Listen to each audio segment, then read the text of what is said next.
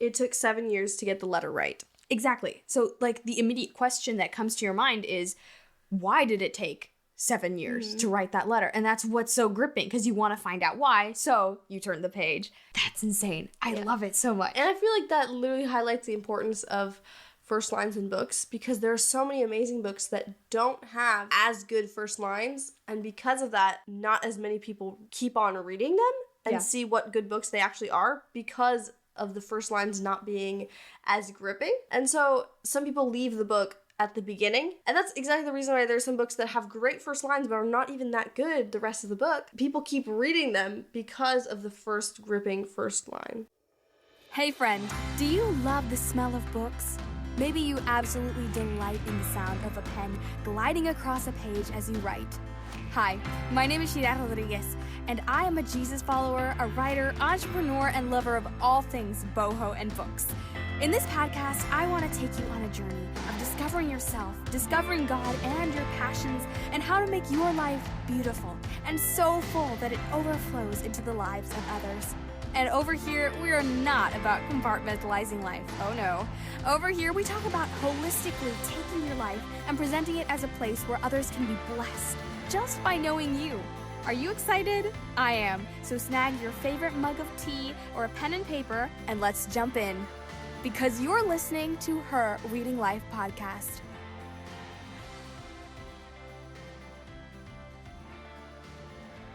Hello, friends, and welcome once again to Her Reading Life podcast. If you're new here, welcome. My name is Shira, and I'm the girl behind this podcast. If you love books and writing and faith, and the very mention of a library brings a gorgeous smile to your face, you've come to the right place. Wherever you are, I'm so delighted to have you here with me today, especially as I have a very exciting guest with me right now.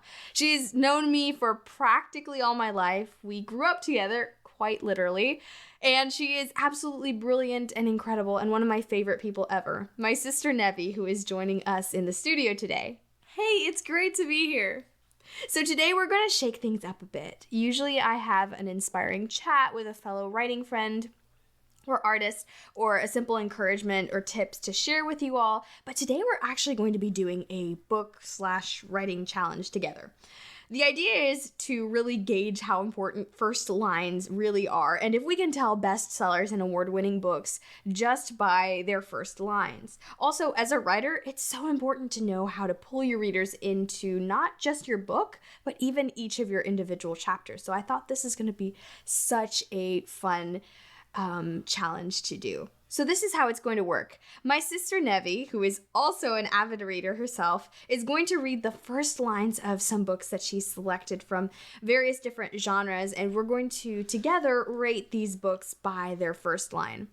I'm so excited for this little experiment we're going to do. It's going to be so fun. And I just wanted to add a quick disclaimer before we get into it that some of these books that I've selected I haven't read, so I am not recommending them because I'm not sure what the content is, of course, and some of them I just got from the most popular books currently so that we can have different kinds of books to compare. Mm-hmm. But I hope you guys still learn a lot from the different first lines that we're going to read. So, yeah. Yeah, totally. I'm so excited. The whole reason why we came up with this was because one time we share a bedroom, and we were talking about books, and my sister Nevi was telling me how there were a whole bunch of TBRs that she wanted to read, but she couldn't decide which one to read next. And so she read out the first lines of these books, and we kind of decided to read, we kind of judged the books by their first line and kind of rated each book. And so as I was talking with Nevi, I was like, Nevi, this is such a good idea for the podcast because as we went through these first lines, I didn't realize how important first lines were and what made some of the best ones work until I read some of these, and the ones that really worked had a lot of things in common, which was kind of crazy. And that's kind of where I started really noticing some patterns in engaging first lines and how to hook your audience in. So with that said, Nevi, we can jump into our first book if you want. So just letting you guys know, I am not going to know what the title is. Nevi knows what the title is because she looked these up. but I'm not going to know what the title is at all. So we're just going to rate these by the first line. And this is literally the first paragraph out of these books, but I don't know what these books are right now. So, yeah, if you want to start reading, what's the first one? A Quest can't trust anyone in this world except for Quest. So when a Quest, particularly Mama Quest, tells me to curl up like a Twizzler twisted into a pretzel inside a cabinet so small it would be illegal to keep your dog in a cage the same size, I trust she has a good reason for it. Or at least, whatever I'm stealing is going to be worth it. I don't know how to feel about this one. I don't know how to feel about it. Actually, now that I was reading it, if I'm going to be honest, I was a little disappointed with the sentence structure, I feel like. Yeah. Was a little bulky to read, if that makes sense. Yeah, I wasn't sure at first what the quest was, like if it was talking about like the quest as a concept. I thought it was a concept at first, or I thought a quest was like one word together. But yeah, to be honest, I feel like it was pretty interesting. I just think that the sentence structure just made it a little bit difficult to understand what was going on. Because as I was reading it, I kept waiting for the period, and it just kept on going. And so it made for a little bit difficult, just the sentence was a little bit difficult to read, so the content of the subject, of the sentence, did it go? Yeah. I like the Twizzler line. I like when I was like... So yeah, I mean, I like the part like where I really wasn't invested. I was more confused at the very beginning, like the first line, the first sentence or two, and then when they said, so when Mama Quest asked me to do something, and then something about being curled up with, what is it that it says? Something about, hang on.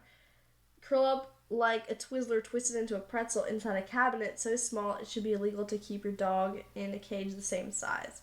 I feel like that just was too much information. I mean, I feel like you get a little bit more connected to knowing that this is going to be a more, not goofy, but like, you know, more humorous, kind of sarcastic, tongue-in-cheek kind of book.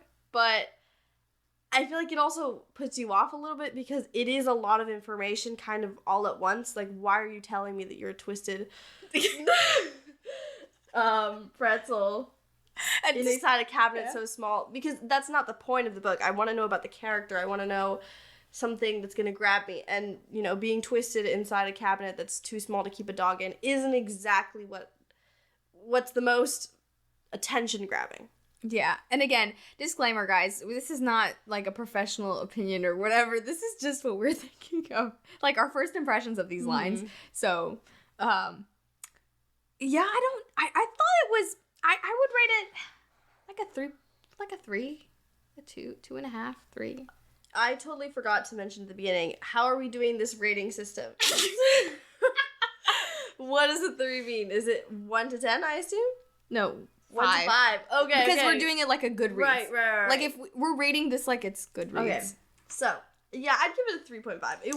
It was interesting, but it wasn't like I was invested and really wanted to know more. Yeah. This one is from Thieves' Gambit, which is actually a book that I'm currently reading. I'm not that far into it. It is a good book so far. This is from Thieves' Gambit? Yeah. No way. Yeah, I was a little surprised, actually. When I read it and, like, thought about the sentence structure, I was surprised. So Thieves' Gambit is a thriller, right? Uh-huh. Okay. This doesn't read like a thriller. No, not at all. I feel like it's more of a YA thriller kind of thing. That's insane. Yeah, it's not really that dark, which I feel like does not put me off, but I am a little confused about it in the book currently as well, because it's got that, you know, expensive thriller dark thing, but then it's also got this kind of strange whimsical side, so I'm a little confused about where we're going currently, but yeah. Okay. So yeah, that was definitely surprising. Wow, I did not see that. It sounded, you know what it sounded like? One of those like regional like books that are set in the South during the 1960s. That's what I expected.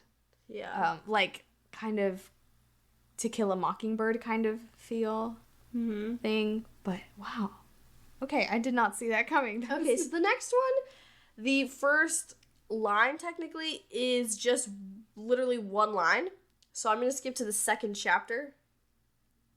Okay. Because the first chapter is literally one line, then a bunch of letters. Okay.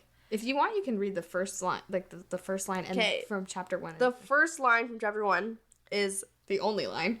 It took 7 years to get the letter right.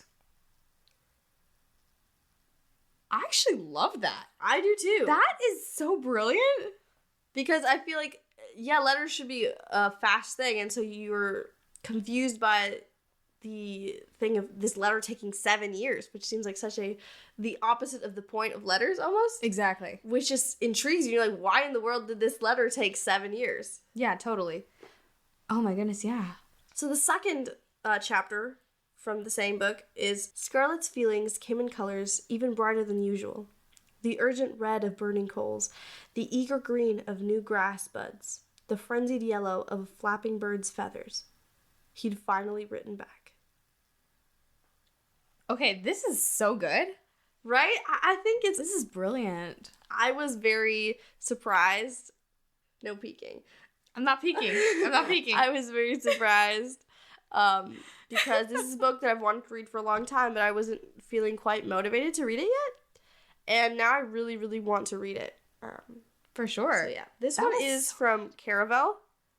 No way! Yeah, I was like, oh wow, I need to read this now because it really has a lot of... I loved the way you can just feel each of the emotions, and it's really good. It's brilliant. Oh my goodness. And I think the reason why it works, because I feel like the other one, you were confused. Like, I don't think a first line should ever have you confused in a bad way. A good first line should always have you asking questions, but not asking, like, what is going on, but instead asking, why is something happening? Like, it should always have a why, where you want to know more. You want to read because you want to know why. So, for example, what's the first line again of the first chapter? It took 7 years to get the letter right. Exactly. So, like, the immediate question that comes to your mind is, why did it take 7 years to write that letter? And that's what's so gripping, because you want to find out why. So, you turn the page and you read the next line. That's insane. I love it so much. And I feel like that literally highlights the importance of first lines in books, because there are so many amazing books that don't have as good first lines, and because of that, not as many people keep on reading them and see what good books they actually are because of the first lines not being as gripping. And so some people leave the book at the beginning. Yeah. Which is just so sad, because there's some... And that's exactly the reason why there's some books that have great first lines but are not even that good the rest of the book. But people keep reading them because of the first gripping first line. So I feel like the perfect book is when you have a great first line and a great story, and just the whole experience from beginning to end is just so good. Yeah, totally. I can definitely see why people are absolutely in love with Caravel. Yeah. And, like, the fact that you get the perspective in chapter 2 of the person getting the letter, he'd finally written back, you suddenly are wrapped up in this person's motivation. You want to know what's going to happen next, and you already see the character. Yeah. I think I would give that one a 4.5 for me. Yeah, same. I was debating whether 4.5 or 5. Yeah. But yeah, for now it's going to be a 4.5 for me at least. Okay. Next one we have is Welcome to the Beautiful Sinclair Family. No one is a criminal. No one is an addict. No one is a failure. I think I know where this is from. Yeah, probably. Yeah, but I do love the irony in this one. Can you read it just a little bit more? The Sinclairs are athletic, tall, and handsome. We are old money Democrats. Our smiles are wide, our chins square, and our tennis serves aggressive. It doesn't matter if divorce shreds the muscles of our hearts so that they will hardly beat without a struggle. It doesn't matter if trust fund money is running out, if credit card bills go unpaid on the kitchen counter. It doesn't matter if there's a cluster of pill bottles on the bedside table. That was really good. I love the irony. I know which book this one is, I think, because when we were doing this before, I think this was one of the books. But regardless, I think that's just such an engaging opening line. Mm-hmm. Yeah, I feel like it really also sets the tone for the entire book. Mm-hmm. Which is something super important, too, for first lines, to set the expectation. Because I feel like often, especially with first chapters, there are some expectations that readers have when they're coming in. And then sometimes we're disappointed as readers because we just had the wrong expectation coming in. It might be a wonderful book if only we were set up for that expectation. Mm-hmm. Yeah, that one is from We Were Liars. That's it. Mm-hmm. Oh my goodness. That's so good. I feel like I would give this one under Caravel. Yeah. Because the other one just blew me away. Yeah, for sure. I would give it, I think, 4 stars. 4 stars. Yeah, that's fair. 4 stars, I feel like, is a good rating. Hey there, listeners. Before we dive back into today's episode, I want to take a quick moment to talk about something really important. Reviews are the lifeblood of any podcast. They not only let us know what you're loving about the show, but also help others discover the beauty of living, giving, and repeating. So if you're enjoying the content we're putting out, here's a small favor I'd love to ask. Could you take just a minute or two to leave us a review on your favorite podcast platform? Whether it's Apple Podcasts, Spotify, or any other platform you listen on, your reviews make a world of difference. By leaving a review, you're not just sharing your thoughts with us, but you're also helping us climb the charts and reach more listeners who might benefit from our discussions. Plus, it's a wonderful way to show your support for the content you love. So friends, if you're finding value, inspiration, or even just a good laugh in any of these episodes, please consider dropping a review. It only takes a moment, but it means the world to us. And hey, if you want to go the extra mile, share the podcast with your friends, family, or anyone you think would benefit from these conversations. Together, we can create a community of listeners who are engaged, inspired, and ready to take on the world. All right, that's enough from me. Let's get back to the show. Thanks for being the wonderful, lovely, incredible listeners you are. And as always, enjoy the episode.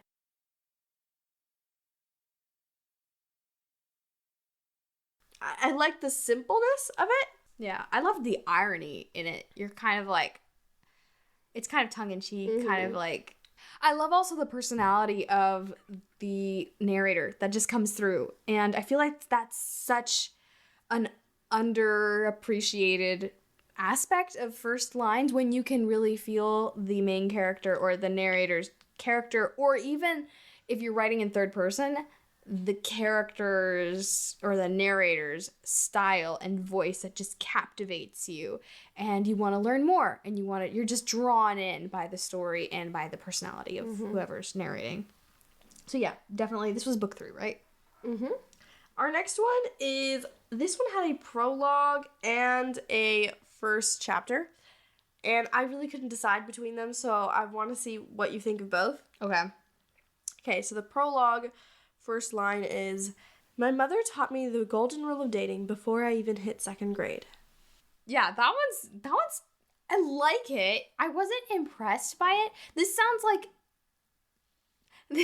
like a romance kind of novel. I'm guessing it's romance because, you know, dating is kind of like what the romance novels are kind of all about, and it kind of seems to set up that expectation. So that's the first line of the prologue, right? Yes. I'm going to start with the first chapter now. The day began like any typical day. Mr. Fitzpert left a hairball in my slipper. I burned my earlobe with a straightener, and when I opened the door to leave for school, I caught my next-door nemesis suspiciously sprawled across the hood of my car. How is her nemesis sprawled on the car? That's weird. But anyway, I think it was okay.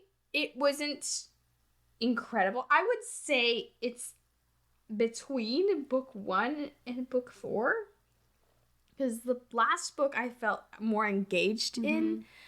This one I was kind of like, it's more engaging than the first one. I was not confused. I knew what was going on, which was great, but it felt like a complaint. I don't know. I feel like To be honest, I have read this book, and the book is really good. But I do feel like the first line did have me a little confused, which I wish it didn't because I loved the book so much. Mm-hmm. I would put it at a 3.7. We're doing 0.7? Yes, because it's like in like 0.5. Let's see, 3.7. I was actually thinking of turning this one into 3.5 and making book 1 maybe like a 3-star. That's true. That's a good okay, option so too. let's do 3.5 and making this one just a 3. Back to the podcast. So, again, this has nothing to do against the author. We're just going over the first lines and seeing how we personally like them and kind of what works and what kind of, I guess, doesn't. Or what brings the most tension just on the basis of first lines. Okay, so I'm guessing this is romance, right? Yes. Because it definitely feels like a romantic comedy, which I love because it did set that expectation. Mm-hmm. This one is from Better Than the Movies, which is such a good book. No way! Mm-hmm. Okay. But I will admit, when I started reading the book, I read it at a bookstore and I just read a little bit of it. I thought the book wasn't going to be that good, to be honest. But then, as I kept on reading it, it was such a good book.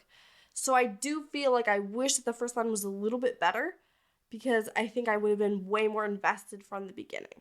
Right. Yeah, I've heard you say the best things about Better Than the Movies, and I really want to read that one. Hey friend, I hope that you enjoyed listening to that conversation as much as Nevi and I enjoyed recording it. It was hilarious and fun, and yes, I did have to cut out some parts because we were off the rails at some points. So if you'd like to listen to the rest of our first lines, because we're not done, and listen to our final score to see which one ended up being our favorite, then listen to next week's episode, because I will be publishing the results that we came up with from this little experiment, this little game, and I hope that you enjoyed this. Until next time, friends, continue to live, give, and repeat, and I'll see you next week. Yay! You did it! I'm giving you a lovely big virtual hug because you just finished another episode of Her Reading Life podcast. If you'd like to access all the wonderful links I mentioned in this episode, visit my website at bio.site/ShiraJRodriguez. That's bio.site/ShiraJRodriguez. There you can access my blog posts, resources, and so much more.